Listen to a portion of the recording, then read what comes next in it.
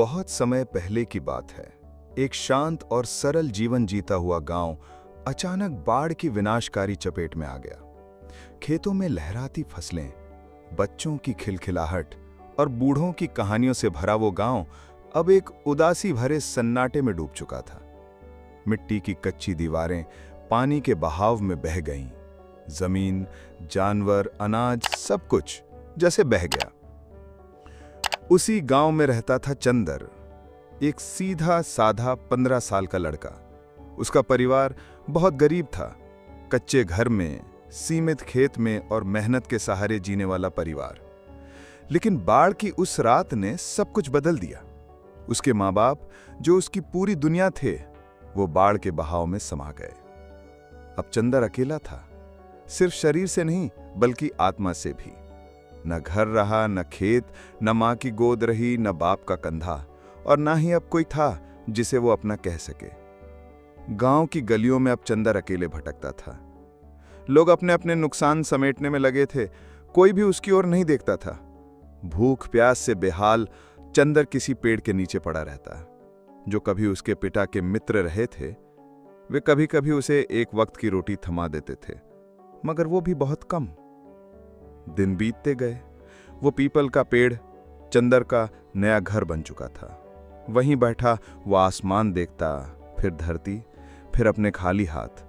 वो सोचता, क्या अब मैं भी इस दुनिया के लिए बेगाना हो गया? क्या मेरी कहानी यहीं खत्म हो गई? एक दिन शाम का समय था। हल्की ठंडी हवा चल रही थी। गांव में बाढ़ का पानी सूखने लगा था।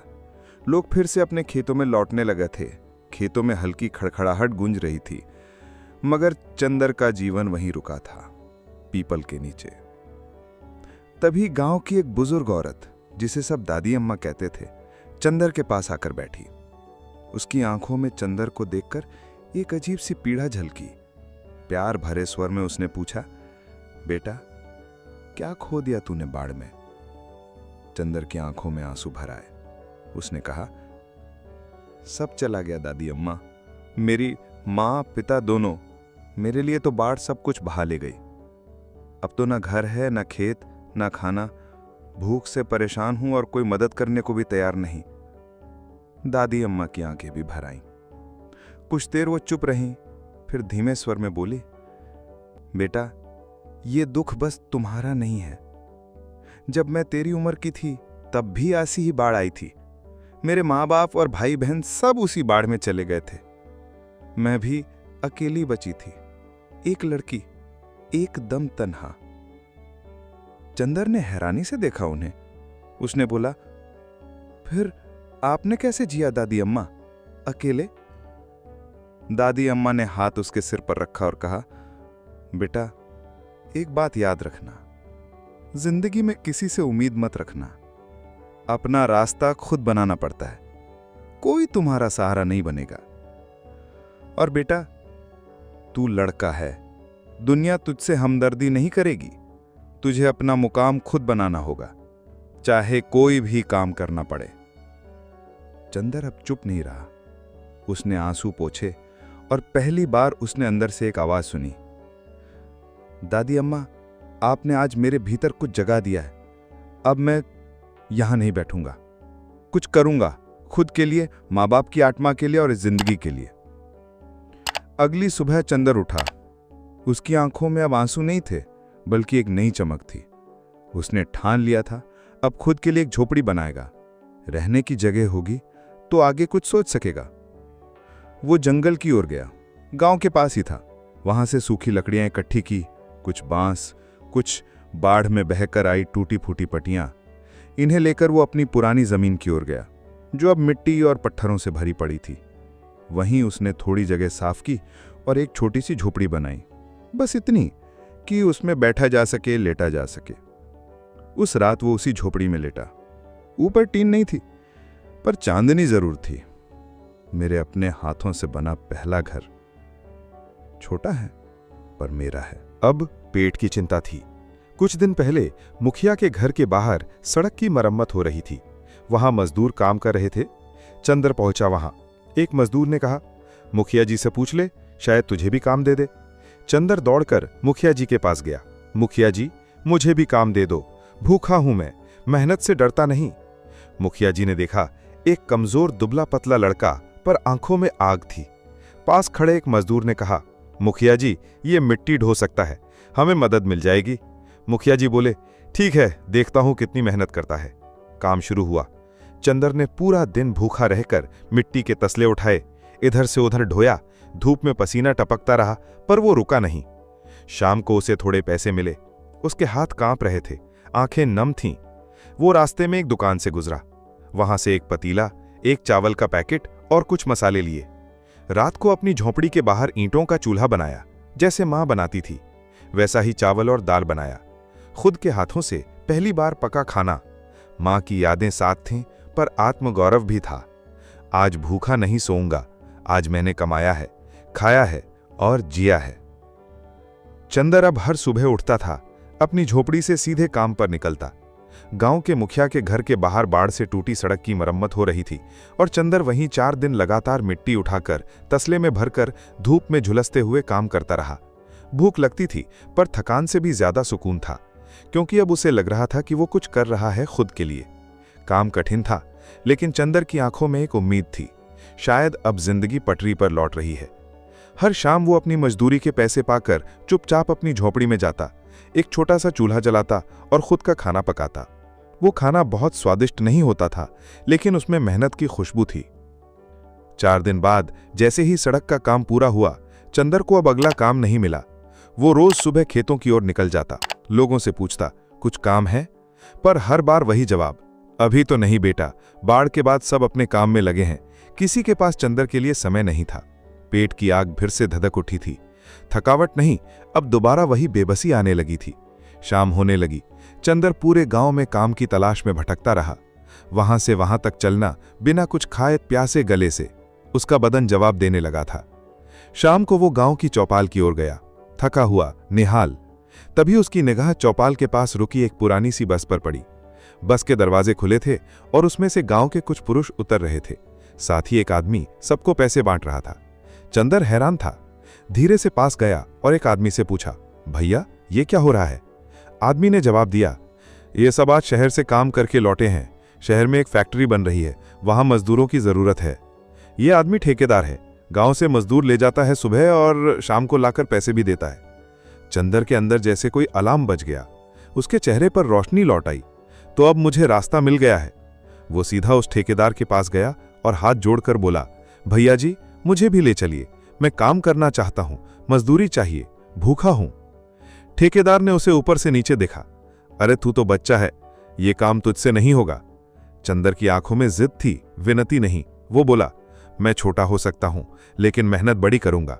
मैंने गांव में काम किया है, मिट्टी उठाई है, तसले ढोए हैं, बस एक मौका दीजिए।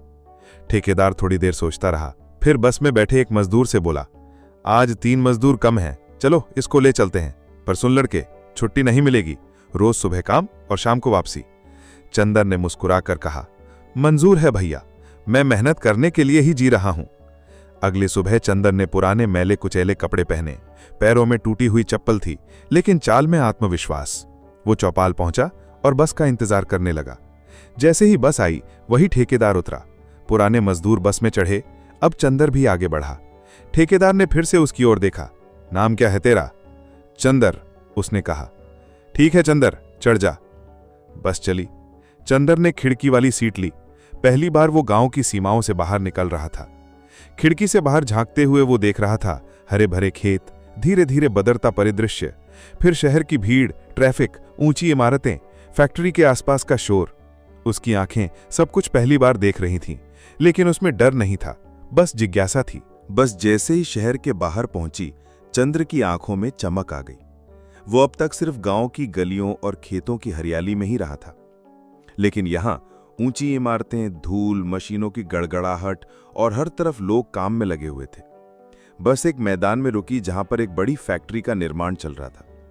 चंद्र ने देखा, कोई मजदूर ईंट उठा रहा था, कोई सीमेंट की बोरियां, कोई सरिया काट रहा था, तो कोई दीवार खड़ी कर रहा था।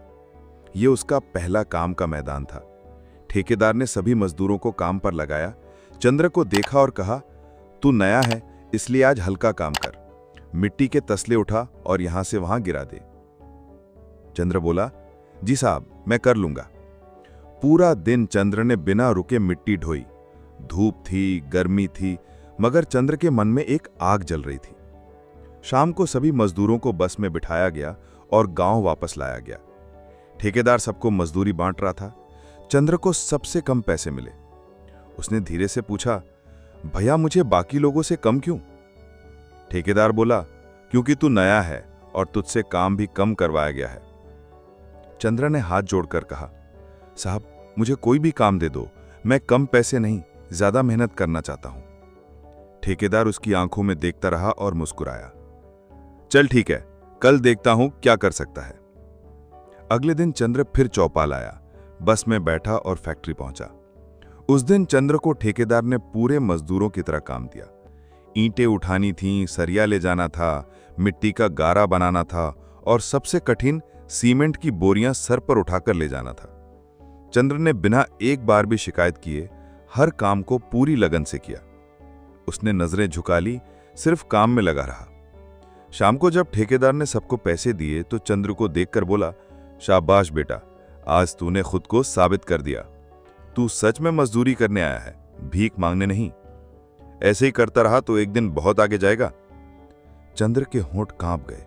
उसने धीरे से आंखें बंद की और सोचा, काश मां बाबा होते, आज वो मेरे पहले कमाए इन पैसों को देखकर मुस्कुराते। अब चंद्र रोज बस से शहर जाता, फैक्ट्री में मजदूरी करता और शाम को लौटता। 2 महीने ऐसे ही बीत गए। अब उसके पास इतने पैसे हो गए थे कि उसने अच्छे कपड़े खरीद लिए, झोंपड़ी के लिए कुछ राशन, एक तख्त और चादर ली, और सबसे जरूरी, अब वो भूखा नहीं सोता था। उसकी झोंपड़ी अब सच्चे आशियाने की तरह लगने लगी थी। बारिश में भी पानी अंदर नहीं आता और हवा से बचाव हो गया था। एक दिन जब फैक्ट्री का काम अस्थायी रूप से बंद हुआ, ठेकेदार गांव आया। सुबह सुबह उसकी गाड़ी चंद्र की झोंपड़ी के सामने रुकी।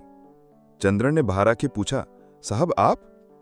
ठेकेदार बोला, अब 2 दिन काम नहीं है, क्यों ना तेरी झोंपड़ी को थोड़ा मजबूत करवा दूं?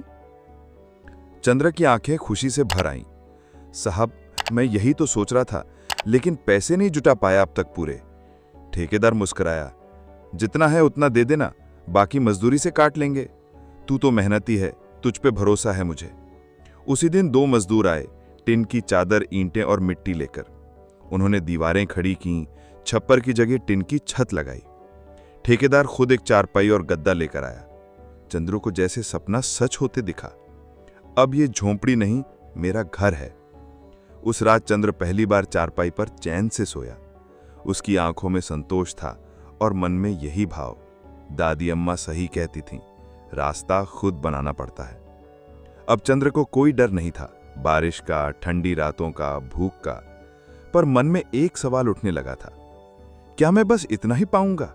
क्या मैं जिंदगी भर मजदूरी ही करूंगा? उसी फैक्ट्री में काम करते हुए एक दिन ठेकेदार ने पूछा, चंदर, अब जब तेरा घर बन गया और थोड़ा पैसा भी जुड़ गया, तो आगे क्या करना चाहता है? चंदर बोला, साहब मेरी थोड़ी जमीन तो है, मगर उस पर बाढ़ की मिट्टी जमी हुई है। साफ कराऊं तो वहां कुछ उगा सकता हूं। ठेकेदार ने सिर हिलाया, लेकिन चुप रहा। इस बार उसने चंदर को कोई